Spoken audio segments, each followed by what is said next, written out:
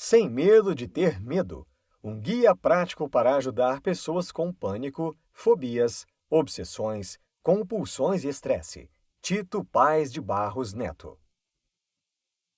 O autor tem o objetivo de fornecer informações importantes sobre a natureza dos transtornos de ansiedade, uma vez que muitos sofrem com esses problemas sem sequer ter a ideia do que se passa. Infelizmente, os transtornos de ansiedade vêm se alastrando por diversas razões e de forma significativa na população. O tratamento existe, mas por uma infinidade de problemas, ele só chega a alguns. Isso acaba impossibilitando muito um tratamento adequado e a superação dos diversos traumas para muitas pessoas. O livro vem ao encontro desses leitores de forma prática, ensinando-os a controlar o seu próprio corpo e driblar os transtornos de ansiedade existentes. Sobre o medo e a ansiedade. No livro Fears, Phobias and Rituals, o psiquiatra Isaac Marques, que é um renomado pesquisador da Universidade de Londres, mostra que é praticamente impossível um ser humano viver sem medo. O medo é um legado evolutivo vital que leva um organismo a evitar ameaças, tendo valor óbvio na sobrevivência. É uma emoção produzida pela percepção de um perigo presente ou iminente. Sentido normalmente em situações apropriadas. Sem nenhum medo, poucos poderiam sobreviver por longo tempo, em condições naturais. Ele nos ajuda a combater inimigos, dirigir com cuidado, saltar de paraquedas com segurança, fazer provas, ter um preparo adequado para falar diante de uma plateia exigente, mas deve haver uma quantidade ideal de medo para haver um bom desempenho. Se for pequena, o cuidado será menor, aumentando assim o risco. Se for excessiva, a reação será inibida. Sendo assim, basta o ato de atravessar a rua para se dar conta de que o medo de ser atropelado nos faz olhar para os dois lados antes. O medo deve ser visto como um atributo saudável, importante e que nos protege daquilo que nos cerca, mas ele não pode estar presente em uma intensidade maior ou menor. Precisa estar em uma intensidade ideal. A falta de medo também nos causa problemas.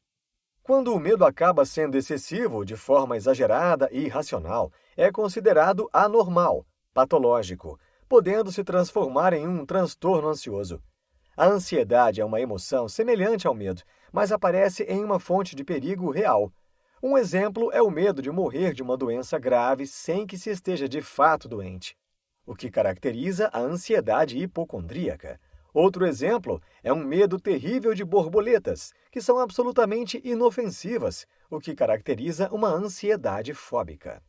As características principais de um transtorno ansioso, de acordo com a classificação norte-americana DSM-4, são a presença da ansiedade acompanhada de um comportamento de esquiva, afastamento ou evitação, e esses comportamentos podem ser sequenciais ou simultâneos. Sem medo de ter medo.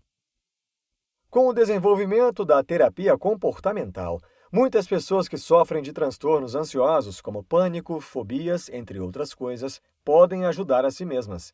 Basta aplicarem técnicas simples que visam a redução da ansiedade e dos sintomas físicos e psíquicos que são ligados a ela.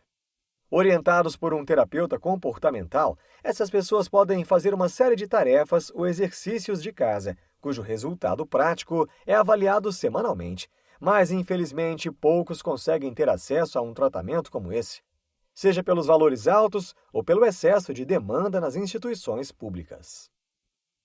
O terror sem motivos.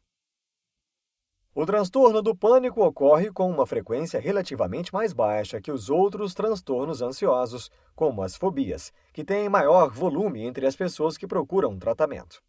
Pessoas do sexo feminino são mais acometidas, e ao contrário do que se pensa, ocorre com igual frequência nos grandes centros urbanos e no campo. Se uma pessoa sofre um ataque de pânico isolado e sem problemas posteriores, não significa que ela tenha o transtorno do pânico.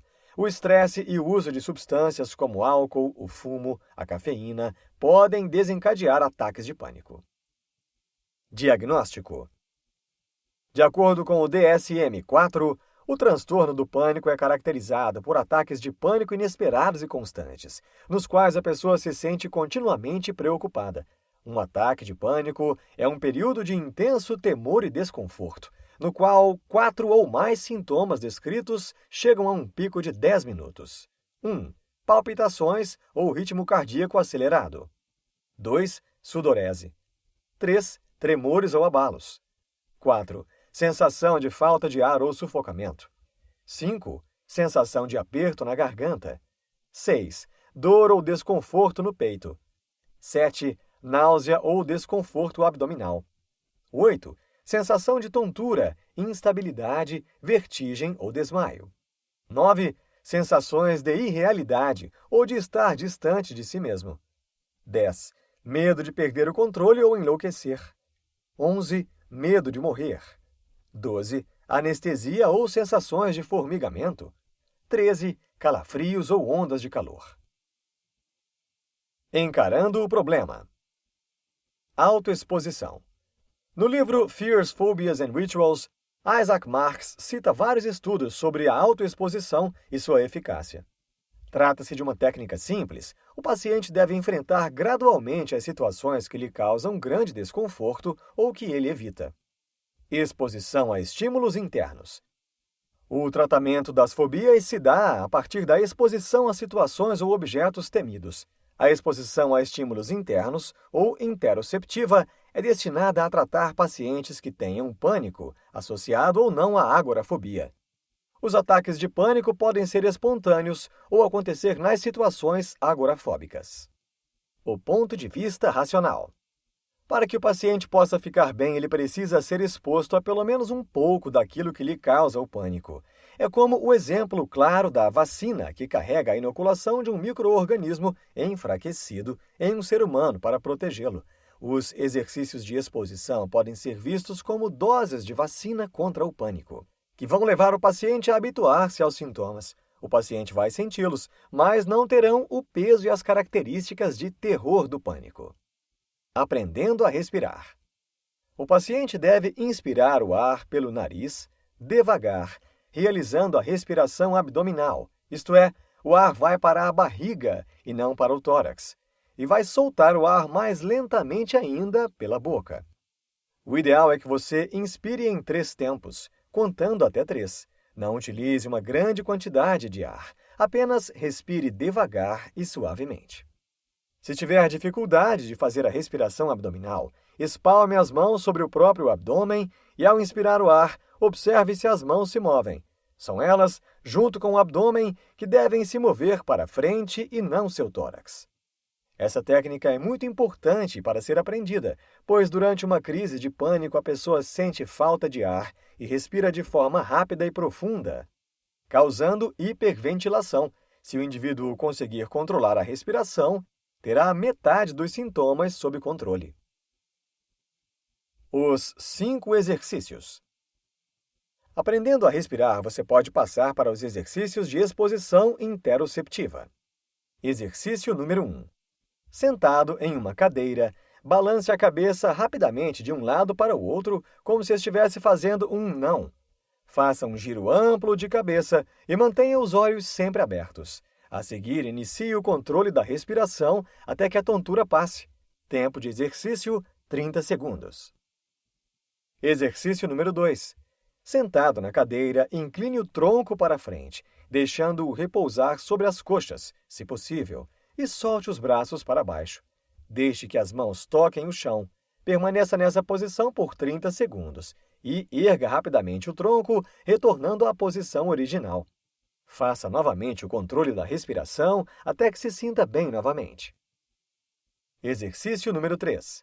Fique de pé e corra parado no mesmo lugar acelerando durante 1 minuto. Ou então, suba e desça um lance de escadas sem correr durante 3 ou 4 minutos. Seja qual for dos 2 exercícios que escolher, é importante que ele cause falta de ar e batimentos acelerados. Retorne ao controle da respiração e não se preocupe se tiver mais dificuldade para obter o controle. Aos poucos, o seu ritmo respiratório e cardíaco voltará ao normal. Exercício número 4. Coloque uma cadeira no centro da sala, longe de objetos e quinas. Caminhe rápido ou corra ao redor da cadeira, usando uma de suas mãos ou dedos sobre a sua borda para facilitar esse movimento circular. Faça isso durante 1 minuto e, a seguir, sente-se na cadeira. O exercício deverá provocar uma tontura giratória. Controle a respiração até passar. Exercício número 5. Sentado na cadeira, respire rápida e profundamente com a boca aberta e usando o tórax por 30 segundos. Esse exercício é de hiperventilação e deverá provocar estranheza, tontura e formigamento nas mãos. Se não ocorrer o sintoma, aumente para mais 1 minuto ou respire mais fundo com maior profundidade. Controle a respiração a seguir. Repita essa série de exercícios mais 2 vezes. Faça uma espécie de diário dos exercícios, anotando a ansiedade que sentiu com eles, atribuindo uma nota de 0 a 10, onde 0 é a ausência e 10 é o pânico. Se os exercícios não estiverem produzindo nenhuma ansiedade, sua intensidade e duração poderão ser aumentadas e mais outros exercícios acrescentados. Girar ao redor do corpo, prender a respiração por 30 segundos, respirar através de um canudo pela boca por 2 minutos, tampando o nariz. Olhar fixamente para a claridade do dia ou para uma luz forte por 1 minuto e, em seguida, ler. No final de 10 semanas, espera-se que diminua a frequência e intensidade dos ataques, ou até mesmo sua extinção. Isso não significa que você esteja curado, e sim que tem os sintomas sob seu controle. E isso é muito importante, pois o indivíduo acaba virando um instrumento capaz de controlar suas crises, em vez de contar com algum medicamento. Medos não relacionados a objetos ou situações específicas. Algumas pessoas acordam apreensivas, temendo que coisas ruins aconteçam, temendo o pior, e com um excesso de preocupação em diversas ocasiões na vida, como o desempenho escolar, o trabalho, as finanças, os relacionamentos ou a saúde e a família. Esse tipo de ansiedade não se manifesta em crises, como no pânico, não se traduz por constrangimento diante das pessoas, nem por desconforto ou esquiva de objetos ou situações. É uma ansiedade persistente que ocorre na maior parte dos dias, sob uma forma de preocupação excessiva e de difícil controle. Por não ter classificação conclusiva para entrar no DSM-4, este quadro é considerado como o transtorno de ansiedade generalizada. Na prática, é comum ocorrer ao lado de outros transtornos ansiosos, e para ser diagnosticado, é necessário perdurar mais de 6 meses. Além da preocupação constante e excessiva com problemas cotidianos, as pessoas com ansiedade generalizada podem manifestar sintomas como insegurança, nervosismo, inquietação, fadiga, dificuldade de concentração, apagões na mente, irritabilidade, tensão muscular, dor de cabeça e sono perturbado, o que leva a uma dificuldade de executar as atividades no dia a dia. Alguns medicamentos antidepressivos e tranquilizantes são usados no tratamento desse transtorno. Técnicas de relaxamento também acabam sendo muito úteis. As técnicas de autoexposição não são tão eficazes na ansiedade generalizada como nos transtornos abordados. Um bom terapeuta seria a melhor escolha para tratar o problema. Algumas dicas podem ser úteis também. Praticar exercícios físicos. Procure se engajar em uma modalidade que gostar. Não importa se futebol, hidroginástica ou caminhada acelerada, faça exercícios. Encontre uma forma de relaxar, seja através de atividades que lhe propiciem distração e prazer, seja usando uma técnica específica de relaxamento. Procure não se esquivar de atividades e situações que lhe podem causar mais ansiedade. Ao contrário, faça um teste e observe se sua ansiedade tem fundamento em algo verdadeiro. Identifique os pensamentos negativos relacionados à sua ansiedade e procure modificá-los. Insights. Não existe ser humano que não tenha medo de algo. O medo, em algumas ocasiões, é perfeitamente normal e instintivo para a sobrevivência. O medo acaba sendo um problema quando ele nos paralisa ou não há motivo para tal sentimento. A ansiedade é uma emoção semelhante ao medo, mas aparece sem que tenha uma fonte de perigo real. Muitas técnicas aplicadas por terapeutas podem ser mais eficazes que remédios em alguns casos. Buscar ajuda assim que perceber que algo não está bem com seu psicológico é fundamental. Praticar exercícios físicos, fazer meditação e controlar a respiração podem ser alternativas para melhorar os quadros de ansiedade e pânico. Neste livro, você aprendeu que sentir medo às vezes é comum e essencial para nossa autoproteção, mas quando sentimos o medo excessivo, e principalmente medo sem razão, acabamos desenvolvendo fobias, ansiedade e pânico. É importante estarmos atentos aos nossos sintomas para procurar ajuda.